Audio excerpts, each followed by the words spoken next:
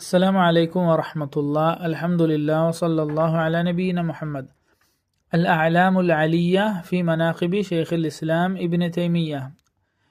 ഷെയ്ഖുൽ ഇസ്ലാം ഇബ്നു തൈമിയ്യയുടെ ചരിത്രം വിശദീകരിക്കുന്ന ഒരു കിതാബാണിത്. ഹിജ്റ 749 വഫാത്തായ al Hafiz Abi Hafs Umar bin Ali al Bazzar എന്ന് പറയുന്ന ഷെയ്ഖുൽ ഇസ്ലാം ഇബ്നു തൈമിയ്യയുടെ ശിഷ്യന്മാരിൽ ഒരാളാണ് ഇത് എഴുതിയിട്ടുള്ളത്.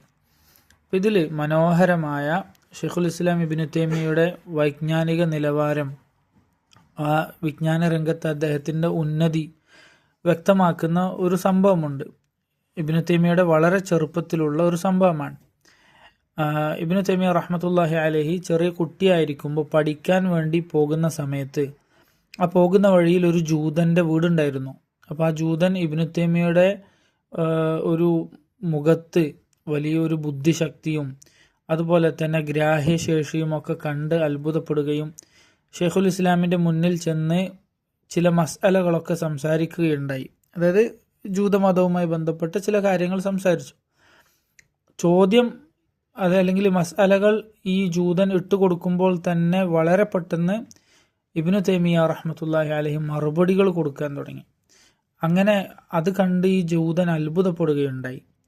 പിന്നീട് ഓരോ ദിവസവും ഷെയ്ഖുൽ ഇസ്ലാം ഈ ജൂതൻ്റെ വീടിൻ്റെ അടുത്തുകൂടി പോകുമ്പോഴൊക്കെ ഇയാളുടെ അടുക്കൽ പോവുകയും അവരുടെ ഈ ദീനിൻ്റെ ബുത്ലാൻ, അതിൻ്റെ നിരർത്ഥകത അയാളെ ബോധ്യപ്പെടുത്തുകയും ചെയ്യുമായിരുന്നു. അങ്ങനെ നിരന്തര പരിശ്രമത്തിൻ്റെ ഫലമായി അള്ളാഹു സുബ്ഹാനഹു വ തആല ആ ജൂതന് ഹിദായത്ത് കൊടുക്കുകയും അയാൾ ഇസ്ലാം സ്വീകരിക്കുകയും ചെയ്തു. അങ്ങനെ വളരെ നല്ലൊരു മുസ്ലിമായി അദ്ദേഹം മാറുകയും ചെയ്തു എന്നതാണ് ഈ ഒരു സംഭവം.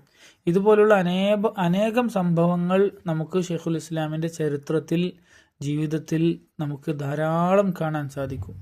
ഒരുപാട് പണ്ഡിതന്മാർ, ഇബ്നു ഹജർ അൽ അസ്ഖലാനി അടക്കമുള്ള ധാരാളം പണ്ഡിതന്മാർ ഷെയ്ഖുൽ ഇസ്ലാമിൻ്റെ ഇൽമിയായ പാരമ്പര്യവും അദ്ദേഹത്തിൻ്റെ വലിയ ബുദ്ധിശക്തിയും അദ്ദേഹത്തിൻ്റെ ഗ്രാഹ്യ ശേഷിയുമൊക്കെ വിലയിരുത്തുകയും അതിൻ്റെ അടിസ്ഥാനത്തിൽ അവരെയൊക്കെ അംഗീകരിക്കുകയും ചെയ്തത് ധാരാളമായി നമുക്ക് കാണാൻ സാധിക്കും. വസ്സലാമു അലൈക്കും വറഹ്മത്തുള്ളാഹി.